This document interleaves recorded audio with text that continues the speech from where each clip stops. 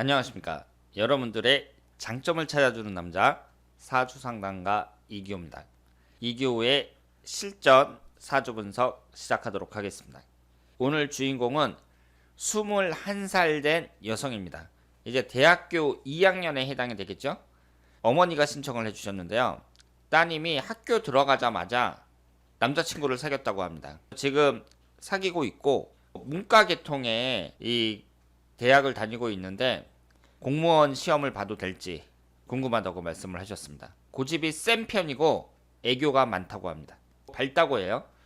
따님의 사주를 한번 분석해 보도록 하겠습니다. 경진년, 병술월, 병오일, 계사시 이렇게 되어 있고요. 우리가 사주를 분석할 때에는 음양, 오행의 구성을 보고 분석을 하는 거나 마찬가지라고 말씀을 드렸습니다. 첫 번째 사주를 딱 보면 음양의 구성이 어떤지 보셔야 돼요. 지금 양이 6개, 음이 2개 이렇게 되어 있습니다. 이분의 성품이 양적인 성향이 좀 강한 여성이구나, 이걸 알 수가 있죠. 아주 여성스럽고 내성적이고 다소곳한 그런 스타일은 아니라고 봐야 돼요. 같은 여자 입장에서 봤을 때 양적인 성향이 강합니다. 그 다음에 볼 것은 오행의 구성을 보셔야 됩니다. 목화토금수 오행이 골고루 들어가 있는 사주냐, 아니면 한쪽으로 치중되어 있는 사주냐, 이걸 보셔야 돼요. 대부분은 치중되어 있습니다. 한 5명 중에 1명 정도, 요 정도만 좀 골고루 균형되어 있고요. 대부분은 치중되어 있어요. 따님은 화기운으로 치중되어 있습니다. 그러면 여러분들이 사주를 분석할 때 화기운이 강함으로 해서 어떤 특징이 있는지 이걸 찾아내셔야 돼요. 이것이 사주 분석의 포인트라고 볼 수 있습니다. 화기운 다음으로 토기운도 강하다고 봐야죠. 월지 포함해서 2개가 토기운입니다. 여기에서 합이 성립이 되는지 보셔야 되는데요. 오화하고 술토하고 인오술 반합이 됩니다. 술토 안에서도 화기운이 생성이 되는 거예요. 따라서 이 사주는 화기운이 강한 사주라고 볼 수 있습니다. 어떤 한 가지 오행이 너무 많으면 반대로 없거나 상대적으로 아주 약한 게 있겠죠. 여기에 보시면 목기운이 없습니다. 이 목기운은 진토 안에, 지장간 안에 을목이 하나 있지만 사주 원국에는 하나도 없고요. 화기운이 이렇게 강하니까 상대적으로 뭐가 약하겠어요? 금기운이 약할 수밖에 없죠. 연주에 딸랑 하나 있는데 화기운이 이렇게 많으니까 불이 쇠를 녹이잖아요. 화기운이 금기운을 극하거든요. 이 금기운도 별로 힘을 못 쓴다, 이렇게 볼 수 있습니다. 화기운이 강한 사람들은 장단점이 있는데요. 단점은 성격이 좀 급하거나 화를 잘 내거나 이런 사람들이 많다 그랬어요. 그건 본인이 고치면 되고, 화기운 강한 사람들이 또 장점이 뭐냐면 정열이 넘치는 사람들이 많습니다. 그 넘치는 정열이 겉으로 표현될 수도 있고 안에 내재되어 있을 수도 있어요. 어쨌든 이런 사람들은 자기가 마음에 드는 일 있잖아요. 자기가 마음에 드는 일을 찾으면 거기에 완전히 빠질 수 있는 사람이에요. 어떤 한 가지에 미칠 수 있는 사람이라고 볼 수 있습니다. 성공하려면 어떻게 돼요? 미쳐야죠. 성공하려면 그 분야에 미쳐야 돼요. 하나님은 성공할 수 있다고 봐야 되는데 어떤 한 가지를 자기가 찾아서 미친단 말이에요. 그 미치는 것도 좋은데 미쳐야죠.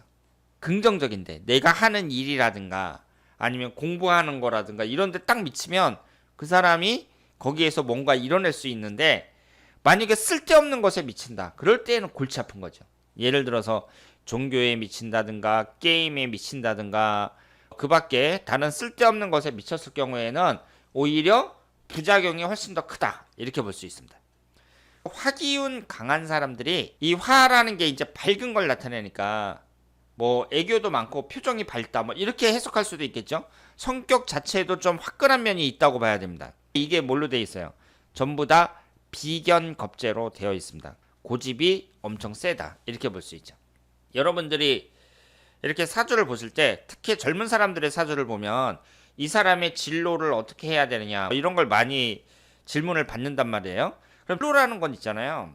그 사람의 뭐 성향이라든가 이런 걸 파악하는데 가장 기본적인 게 뭐냐면, 세상 살아가는데 먹고 사는 방법이 크게 2가지가 있죠.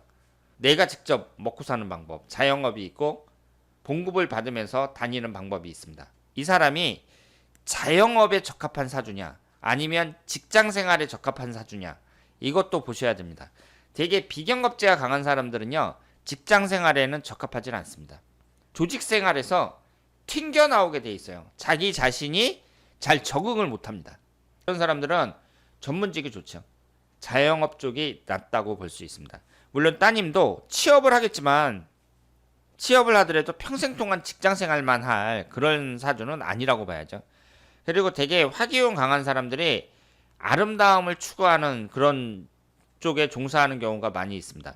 따님이 예술적인 부분에 어떤 소질이 있지는 않나, 이것도 한번 살펴볼 필요가 있어요. 지금 화개살도 강하고 식상운도 강하단 말이에요.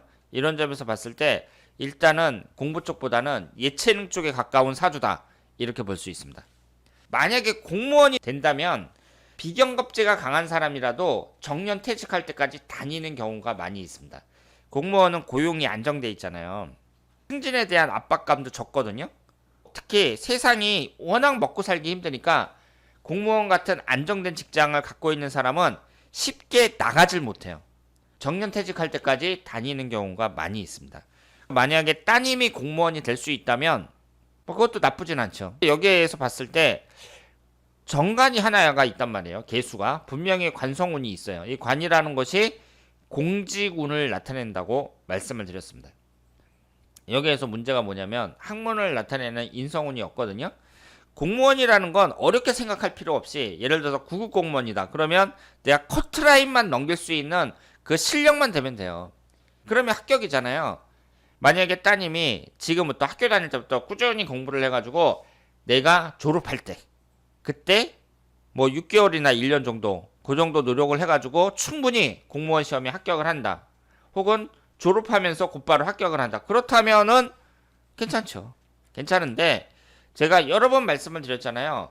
이렇게 학문을 나타내는 인성운이 없는 사람들, 이런 사람들은 너무 어려운 시험, 준비가 오래 걸리는 시험, 이런 건 하지 말라고 했어요.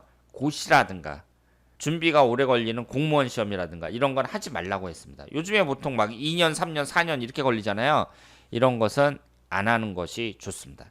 만약에 따님이 공무원 준비를 한다면 내년부터 이제 3학년이 되고 개미대운이 시작이 되니까 22세에서부터 31세까지 개미대운에 해당이 되잖아요. 이때에 관성운이 수기운이 들어오니까 관운이 들어오니까 합격할 수도 있겠구나, 이렇게 생각을 할 수 있는데, 이런 공무원 시험 같은 경우는 그 사람의 학습 능력이 어느 정도 되느냐, 과연 이 사람이 책상 앞에 딱 앉아가지고 하루 종일 문제집만 보면서 공부할 수 있는 그런 능력이 되느냐, 그것도 하루 이틀이 아니라 1년, 2년 그렇게 할 수 있는 능력이 되느냐, 이걸 보는 게 중요하죠. 사주 구성만 봤을 때에는 그렇게 추천해 드리고 싶지는 않습니다.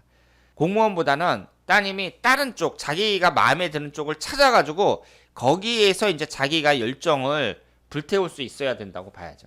공무원 같은 데는 솔직히 열정을 불태운다는 게 좀 그렇죠. 그거보다는 자기 일을 해야 그 사람이 거기에 빠져가지고 열심히 할 수 있으니까 직장 생활보다는 자영업 쪽이 낫다고 봐야 되고요. 처음에는 직장을 다니더라도 한 30대, 그러니까 20대의 직장에 들어가서 30대 한 중반 정도, 이때쯤에는 이제 자기가 새로운 걸 찾아서 직접 자영업을 하는 게 낫지 않을까, 이렇게 생각을 합니다. 흘러가는 대운은 나쁘지 않죠. 내년부터 개미대운이 시작이 되는데요.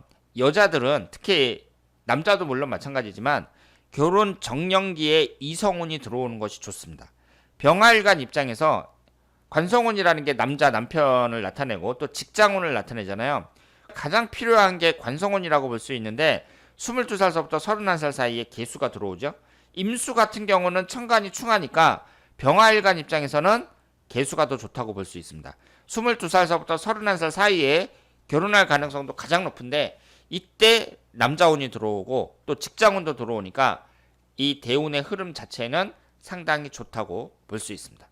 여기서 우리가 이분의 이제 성향을 파악할 때 무시할 수 없는 게 식신상관운이 강하다는 거예요. 이것이 서로 충을 받아서 깨지고 있지만 일지를 포함하지 않은 충은 강도가 약하다고 봐야 됩니다. 월지 포함해서 두 개가 있으니까 식상운이 강하다고 봐야 되거든요. 식상운이라는 것은 표현 능력이라고 말씀을 드렸어요. 그런데 여기에서 표현 능력을 나타내는 식상운이 강한 건 좋은데 만약에 무슨 유튜브 채널 같은 걸 만든다. 그런 것도 괜찮다고 봐야죠.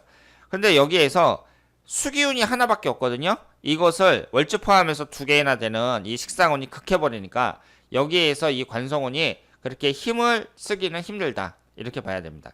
그래서 관성운이 하나가 있기는 하지만 식상운이 워낙 강하기 때문에 여기에서 남자운이 그다지 좋다고 보기는 어렵습니다. 흘러가는 대운에서 이모대운에 천간이 충하니까 31살 되기 전에 그때 결혼하는 것이 좋은 남자를 만날 가능성은 가장 높다고 봐야죠. 그래서 전체적인 운의 흐름이라든가 구성이라든가 이런 걸 봤을 때 재능이 많은 사주다 이렇게 말씀을 드릴 수가 있고요. 저는 따님이 공무원 시험 같은 이런 안정적인 일을 하는 것보다는 강한 정열을 갖고 있는 그런 사주이기 때문에 자기가 하고 싶은 일을 찾아서 거기서 열정을 불태우는 거 이것이 바람직하지 않나 이렇게 생각을 합니다. 자, 그러면 오늘 대학교 2학년 여자분의 사주 분석이었습니다. 대단히 감사합니다.